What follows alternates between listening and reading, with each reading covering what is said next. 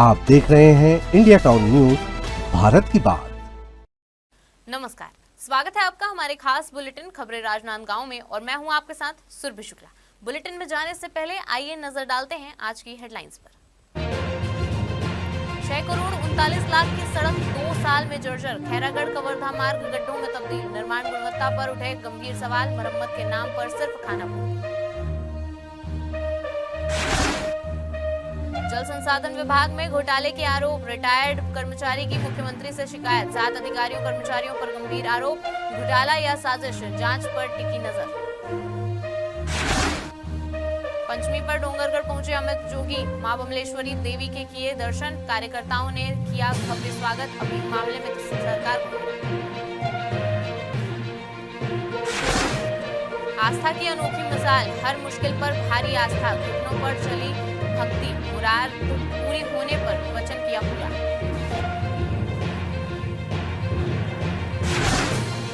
डोंगरगढ़ की आग पर काबू, बिना उपकरण के हीरो आरक्षक, पुलिस के बहादुर कदम से टली आपदा, साहस और कर्तव्य का अनोखा उदाहरण। नवरात्रि के पावन अवसर पर पंचमी के दिन देर शाम गोंड आदिवासी समाज द्वारा मां बमलेश्वरी मंदिर में पंचमी भेंट का आयोजन किया गया। इस अवसर पर समाज के बड़ी संख्या में श्रद्धालु अपनी पारंपरिक वेशभूषा में माता के दरबार में पहुंचे और विधि पूर्वक पूजा अर्चना की। पिछले वर्ष इस कार्यक्रम में हुई अव्यवस्था को ध्यान में रखते हुए इस बार प्रशासन और मंदिर ट्रस्ट अलर्ट मोड में है। आपको बता दें कि उनकी निगरानी में पंचमी भेंट का आयोजन सुचारू रूप से संपन्न कराया गया।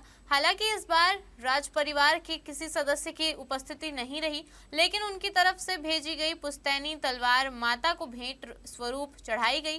डोंगरगढ़ एसडीएम एम भार्गव ने बताया कि प्रशासन शुरू से ही इस कार्यक्रम की तैयारियों में लगा रहा, जिससे आदिवासी समाज के लिए पंचमी भेंट का सफल आयोजन सुनिश्चित किया जा सका।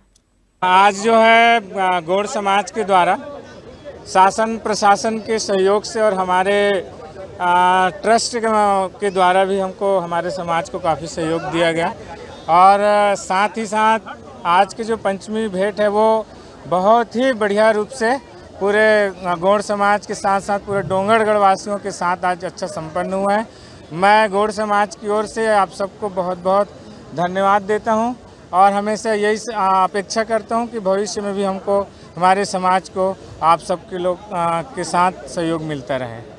नहीं, ये जो परंपरा है ये काफ़ी प्राचीन है और जो आज राजा के तलवार जो आई है वो राजा के जो राज दरबार के जो पुजारी है, जो बैगा है, वो पूजा करने आए थे। वो भी समाज के ही आदमी हैं, इसलिए वो तलवार आज लाए थे।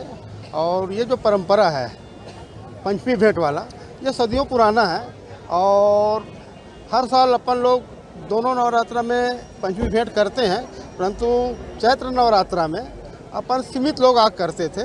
परंतु इस समय प्रशासन के सहयोग से और आप लोगों के सहयोग से और समाज के सहयोग से आज का भी पंचमी भेंट चैत्र नवरात्र का भी धूमधाम से मनाए हैं। हर साल के जैसा पंचमी के दिन जो अपने आदिवासी समाज के भाई लोग आते हैं दर्शन के लिए, तो इस बार भी उनका 150 मेंबर्स का समूह आया था अपना मतलब पूजा पद्धति के द्वारा जिस तरीके से वो पूजा पाठ करते हैं यहाँ पे। तो इस बार हर बार के जैसा मंदिर ट्रस्ट के साथ इस बार बहुत अच्छे से उन्होंने कोऑपरेशन दिया है। उनके कोऑपरेशन के बिना, एडमिनिस्ट्रेशन के बिना, पुलिस के बिना ये पॉसिबल नहीं हो सकता था और एज एक्सपेक्टेड हमने बहुत इसके लिए बैकग्राउंड वर्क किया था। काफ़ी सारे स्टेक होल्डर से हमने बात किया था, ट्रस्ट में उस ट्रस्ट के साथ भी काफ़ी साथ हमने बात किया था। सबका बहुत अच्छा कोऑर्डिनेशन रहा है, उसी की वजह से आज इतना स्मूथली मतलब ये जो भी प्रोग्राम है वो बहुत अच्छी तरीके से एंड हुआ है।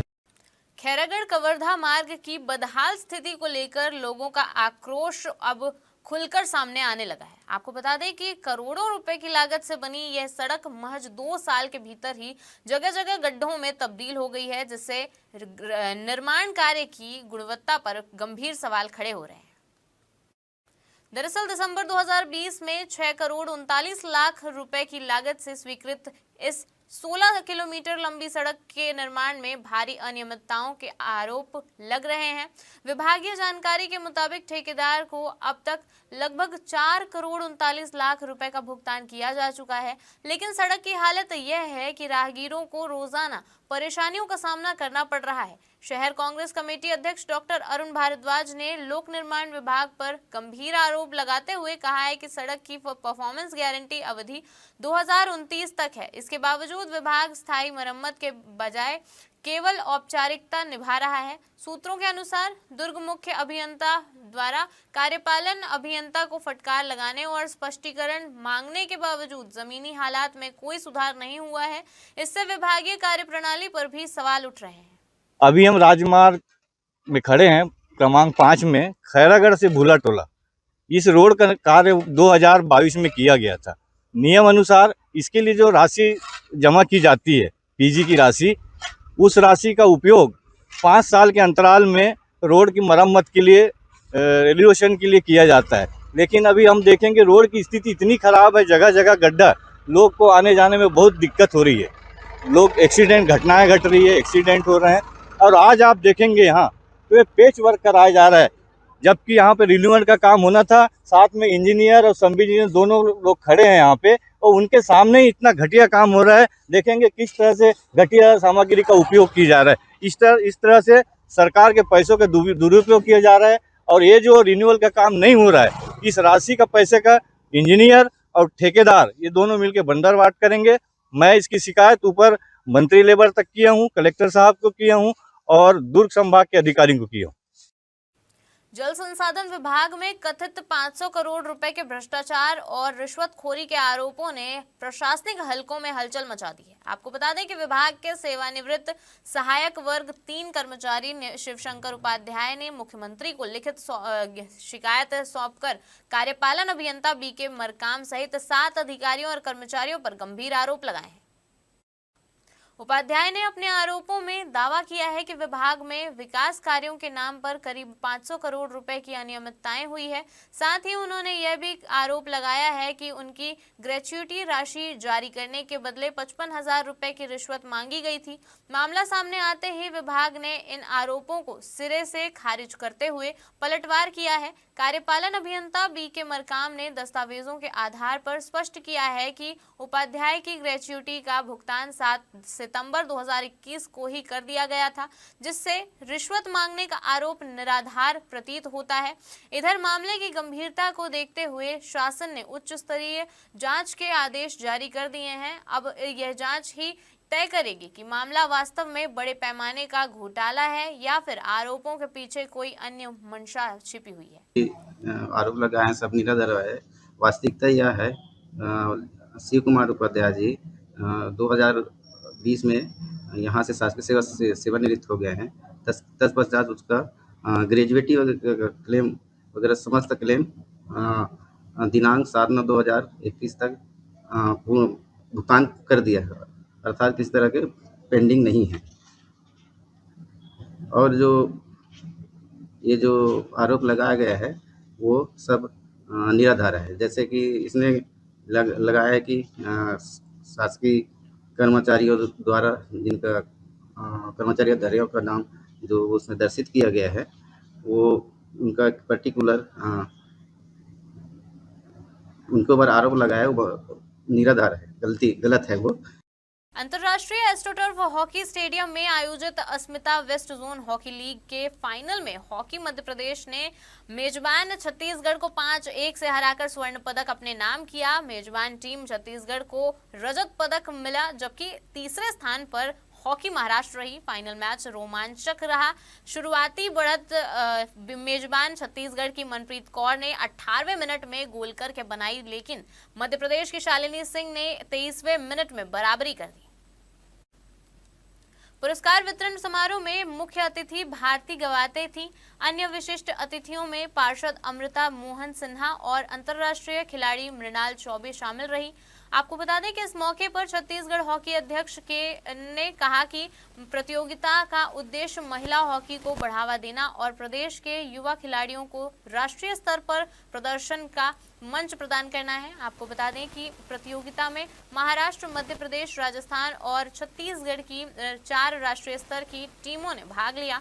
इस आयोजन से प्रदेश के छुपे हुए प्रतिभाओं को अवसर मिला और खिलाड़ियों का उत्साह बढ़ा। नवरात्रि के पावन पर्व पर पंचमी के अवसर पर जनता कांग्रेस छत्तीसगढ़ के अध्यक्ष अमित जोगी एक दिवसीय प्रवास पर राजनांदगांव जिले के धार्मिक नगरी डोंगरगढ़ पहुंचे, जहां पार्टी कार्यकर्ताओं ने उनका भव्य स्वागत किया। इसके बाद उन्होंने विश्व प्रसिद्ध मां बमलेश्वरी देवी मंदिर में पहुंचकर विधिवत पूजा अर्चना की और प्रदेश की खुशहाली एवं समृद्धि की कामना की। मीडिया से चर्चा करते हुए अमित जोगी ने कांग्रेस के साथ अपनी पार्टी के प्रस्तावित विलय में हो रही देरी पर सवाल उठाए। उन्होंने कहा कि उनकी ओर से 1 साल पहले ही कांग्रेस में विलय की इच्छा जताई जा चुकी है, लेकिन अब तक कोई निर्णय नहीं लिया गया है। उन्होंने कहा है कि जब तक विपक्ष एकजुट नहीं होगा तब तक भाजपा और आरएसएस के खिलाफ प्रभावी मुकाबला संभव नहीं है। इसके अलावा अफीम की फसल पकड़े जाने के मामले पर भी अमित जोगी ने प्रदेश सरकार पर निशाना साधा। मैं तो विष्णुदेव साय जी की सरकार को बधाई देना चाहता हूँ कि मात्र 26 महीने में उन्होंने नरेंद्र मोदी जी की तीनों गारंटी पूरी कर दी। पहली गारंटी दारू की बिक्री, दूसरी गारंटी अडानी की एंट्री और तीसरी गारंटी अफीम की खेती। मुख्यमंत्री जी पूरे प्रदेश में घूम रहे हैं, लखपति दीदियों से मिल रहे हैं, लेकिन जो उनकी सफलतम योजना है करोड़पति भैया योजना, जिसके अंतर्गत भारतीय जनता पार्टी के नेता अपने खेतों में अफीम उगा रहे हैं, करोड़पति अरबपति बन रहे हैं। ये योजना जो है करोड़पति भैया योजना, ये विष्णुदेव साय सरकार की असली उपलब्धि है। वक्त हो चुका है एक छोटे से ब्रेक का, बने रहिए इंडिया टाउन न्यूज के साथ। कभी कभी चेहरे का छुपा दर्द दुनिया नहीं देख पाती है। दाग, मुहासे, झाइयां सब आपके आत्मविश्वास को कम कर देता है, पर अब नहीं, क्योंकि Rukhsana glow and fair face pack जो दे आपकी स्किन को वो प्यार जो सिर्फ प्रकृति दे सकती है। हर लेयर को साफ करे, हर दाग को करे हल्का और आपकी मुस्कान फिर से लौटाए, because you deserve to glow naturally. Rukhsana herbal beauty product Amazon, Meesho और फ्लिपकार्ट में भी उपलब्ध।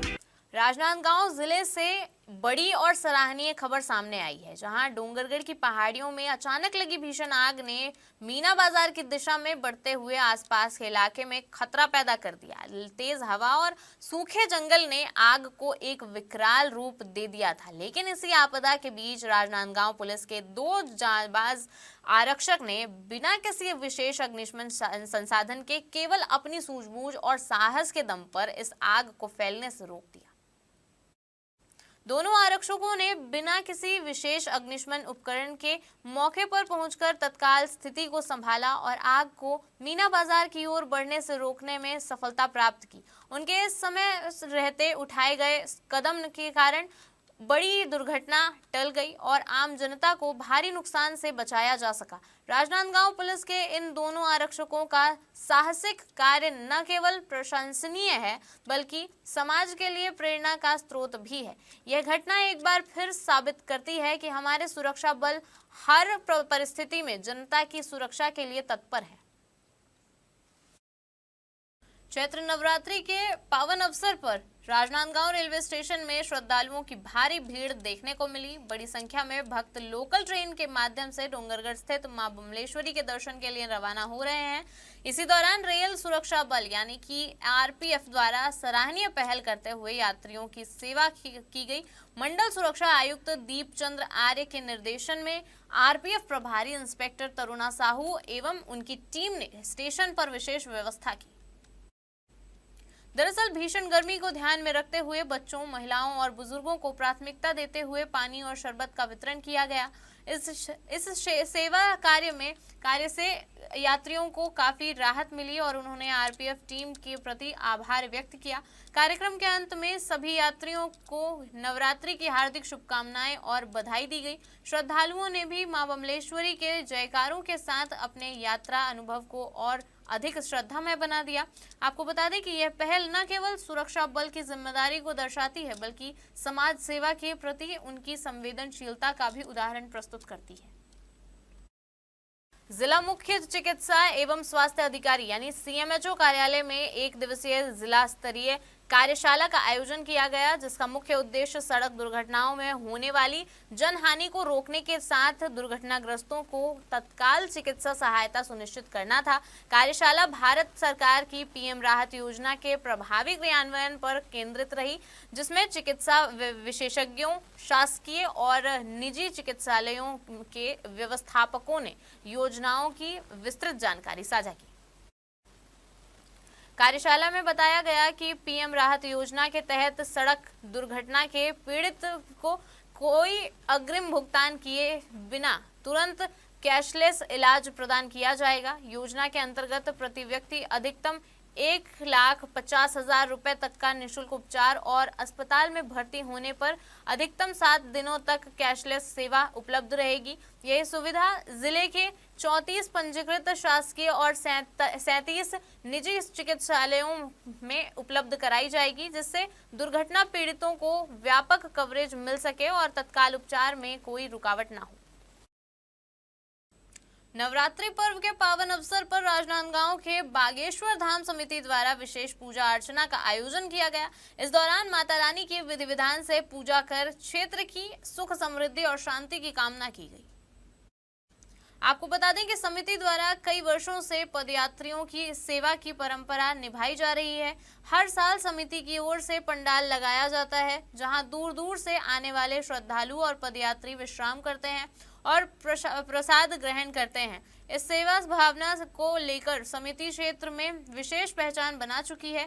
इसी कड़ी में समिति ने एक कार्यक्रम आयोजित कर उन सदस्यों का सम्मान किया जो वर्षों से निस्वार्थ भाव से जुड़े हुए हैं और निरंतर लोगों की सेवा कर रहे हैं। कार्यक्रम में उपस्थित लोगों ने समिति के कार्यों की सराहना की और इसे समाज के लिए प्रेरणादायक बताया। समिति के पदाधिकारियों ने बताया कि भविष्य में भी इसी तरह धार्मिक और सामाजिक गतिविधियों का आयोजन जारी रखा जाएगा, ताकि अधिक से अधिक लोगों को लाभ मिल सके और सेवा कार्यों को विस्तार दिया जा सके। विगत कई वर्षों से बागेश्वर ट्रस्ट द्वारा दोनों नवरात्रियों में पदयात्रियों की सेवा बहुत अच्छी होती है। यहाँ पर चिकित्सा संबंधी, भोजन संबंधी या उनको आराम करने की व्यवस्था हो, ये बागेश्वर ट्रस्ट द्वारा पूरा व्यवस्था की जाती है। मैं पूरे बागेश्वर धाम के जो संचालक हैं, उनके सहयोगी हैं और खास तौर पर बागेश्वर ट्रस्ट में ये है कि राजनांदगांव के विभिन्न संस्थाओं को, सामाजिक संस्थाओं को और धार्मिक संस्थाओं को जोड़कर ये कार्यक्रम आयोजित किया जाता है। एक बागेश्वर धाम की जो सोच थी शुरू में कि हमको सेवा के साथ जुड़ना है और धर्म सेवा के साथ साथ पर्यावरण संरक्षण हो या मानव सेवा हो, चिकित्सा सेवा हो, समाज सेवा हो, उसी परिप्रेक्ष्य में हमने हमारे साथ लगभग 20-25 संस्थाओं के साथ में, नगर की सामाजिक संस्थाएं, सेवाभावी संस्थाओं के साथ में भव्य आयोजन चालू किया है, जिसमें पदयात्रियों को जितनी अच्छी से अच्छी सेवा हो सके, उनको रुकने की व्यवस्था है, विश्राम की व्यवस्था है, स्नान की व्यवस्था है, स्वल्पाहार की व्यवस्था है, फरारी की व्यवस्था है, भोजन की व्यवस्था है और उनको साथ में ही इस वर्ष में पर्यावरण संरक्षण गतिविधि के सहयोग से प्लास्टिक से बचाव हेतु हम कपड़े के थैले का वितरण भी हजारों की संख्या में किए हैं। बागेश्वर मंदिर ट्रस्ट द्वारा कई वर्षों से नवरात्रि के इस पावन पर्व पे पद यात्रियों की सेवा की जाती है। सिर्फ एक सेवा ही नहीं है, वास्तव में मानव के प्रति और मानवता के प्रति और उनके स्वास्थ्य हर दृष्टि से ये मूल उद्देश्य रहा हुआ है। आप यहाँ देख रहे होंगे कि जो पदयात्री आ रहे हैं उनका जो है मेडिकल चेकअप भी हो रहा है, उनके रहने की व्यवस्था है, उनके आराम की व्यवस्था है, उनको हर आराम मिले, वो प्रयास जो है लगातार चल रहा है और लोग इसकी प्रशंसा कर रहे हैं। नवरात्रि वस्तुतः जो है नारी शक्ति का पर्व है। यत्र नारी वसते तत्र देवता वसन्ते।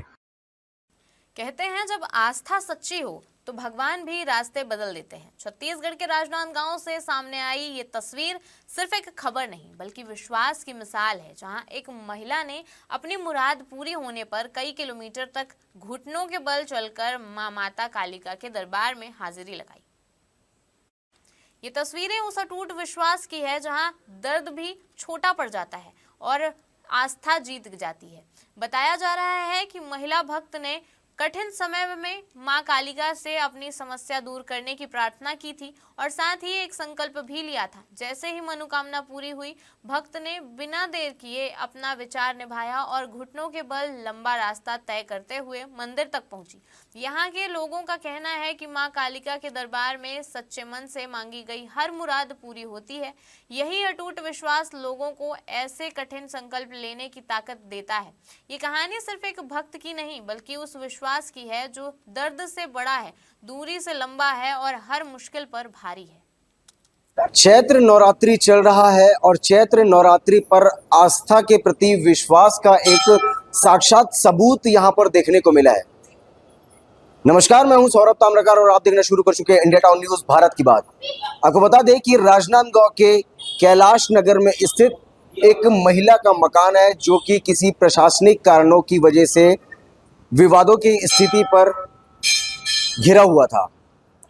महिला ने बस स्टैंड के पास में मां काली से मिन्नतें की, अपनी मनोकामनाएं मांगी कि माता मैं आपके पास घुटनों के बल चल कर के आऊँगी अगर आप मेरा घर टूटने से बचा ले। ये अपने आप में एक बड़ा विषय है कि माता से वो अपने मनोकामनाएं मांगती है और आज उनका घर टूटने से बच जाता है और आज वो अपनी मनोकामना को पूरी करते हुए अपने घर से लेकर के माँ कालिका के दरबार तक के घुटनों के बल चल करके आती है। अभी हमारे साथ में वो महिला मौजूद है। जी, क्या आपकी मनोकामनाएं थी जिसको लेकर के आप अपने घर से लेकर के घुटनों के बल यहाँ माता के दरबार पर पहुंची? हाँ, मेरी मनोकामना थी। हम लोग अपने घर के तोड़ने के आए थे, मतलब नोटिस आया था तोड़ने का, तो हम लोग सब मंदिरों में जाके मन्नतें मांगे कि हमारे बस्ती टूटने से बच जाए और स्वस्थ और सुरक्षित रहे और सभी लोग ना बिखरे, क्योंकि मोहल्ले में सब एक साथ रहते हैं तो एक परिवार ही हो जाता है। भले कुछ भी बात से विवाद हो या फिर लड़ाई झगड़ा हो, पर मुसीबत आने पे सब साथ हो जाते हैं और यही कारण से हम सब साथ होके सभी मंदिरों में मन्नत मांगे और मन्नत मांगने के बाद में मन्नत पूरा हुआ। हमारा जो एक समस्या था वो अभी थोड़े देर के लिए टल गया है, मतलब खत्म नहीं हुआ है, टल गया है। तो आगे हमारा जो समस्या है वो पूरी तरह से टल जाए, इसीलिए जो छोटा सा मन्नत था उसको पूरा किए है और जो पूरा समस्या खत्म हो जाएगा तो और बड़ा करेंगे। क्या लगता है कि माता के प्रति जो आस्थाएं हैं वो लोगों के अंदर में किस प्रकार से? माता के आस्था है, हमने जो मांगा है, जो अपने दिल से उसको पुकारा है माँ को, तो वो हमारे इच्छा पूरा की है, सुने हमारे पुकार को। तो हम जो हमारे पुकार को सुन के पूरा किए, जो परेशानी को टाले हैं, तो हम भी अपने जो मन्नत इच्छा था ना उसको पूरा करने आए हैं। यही एक कहानी होती है कि भगवान और भक्तों के बीच की, जो कि भक्त अपनी माता से, अपने भगवान से आशीर्वाद मांगते हैं, मनोकामनाएं मांगते हैं, वो पूरा होता है। यही एक साक्षात्कार विषय है जिसको लेकर के आपके सामने मौजूद हुए थे। देश प्रदेश के अन्य खबरों के लिए देखते रहिए इंडिया टाउन न्यूज भारत की बात। फिलहाल मुझे दीजिए इजाजत, नमस्कार। राजनांदगांव जिले की राजेश्वरी साहू, जो कि एक बीएलओ यानी कि बूथ लेवल ऑफिसर हैं, आज अन्य सहकर्मियों के साथ कलेक्टर कार्यालय पहुंची और अपने बकाया वेतन को लेकर शिकायत की। बीएलओ राजेश्वरी ने बताया कि उन्हें अभी तक कुल 20,000 रुपए में से केवल 12,000 रुपए ही भुगतान किया गया है। बीएलओ राजेश्वरी ने कहा कि कल हम तहसील कार्यालय गए थे, वहां भी हमें कोई संतोषजनक उत्तर नहीं मिला। आज रजिस्ट्रार सर के पास भी पहुंचे लेकिन कोई हल नहीं निकला।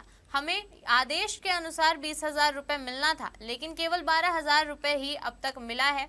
उन्होंने स्पष्ट किया कि उनका मकसद सिर्फ बकाया 8,000 रुपए की राशि प्राप्त करना है। बीएलओ राजेश्वरी ने बताया कि उन्होंने पहले भी एसडीएम से इस मामले में शिकायत की थी, लेकिन कोई संतोषजनक जवाब नहीं मिला। अब वह कलेक्टर से उम्मीद कर रही हैं कि वे जल्द ही उनका भुगतान किया जाएगा।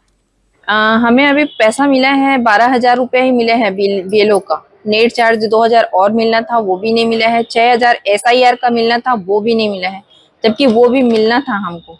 सिर्फ हमको वो 12,000 रुपये दे के हमारे प्रति टाल मटोल किया जा रहा है। तहसील ऑफिस गए थे कल भी, वहाँ हमको संतुष्टिजनक जवाब नहीं मिला। आज कलेक्टर सर के पास भी आए हैं, वहाँ भी हमें संतुष्टिजनक जवाब नहीं मिल पाया है आदेशानुसार। जबकि हमको मिलना तो सब मिला के 20,000 था, लेकिन मिल नहीं पाया है 20,000 अभी तक। हमको 12,000 ही मिल पाया है। कुछ जगह शिकायत है कि अन्य दूसरी जगह ज्यादा पैसा दिए हैं, यहाँ कम दिए। रायपुर में सुनने को आया है सर कि 14,000 वहाँ पास मिला है और बाकी जगह तो 12,000 ही मिला है। कब से अटका है आप लोगों का मामला? ये अभी काम किए हैं सर, अभी अटका हुआ है ये पैसा। आप क्या चाह रहे हो? हम चाह रहे हैं कि हमको जितना भी बाकी है पैसा हमारा 8,000 रुपया, तो हमको दिया जाए वो पैसा। हमारे खास बुलेटिन खबरें राजनांदगांव में फिलहाल इतना ही। देखते रहिए इंडिया टाउन न्यूज, भारत की बात। नमस्कार। आप देख रहे हैं इंडिया टाउन न्यूज, भारत की बात।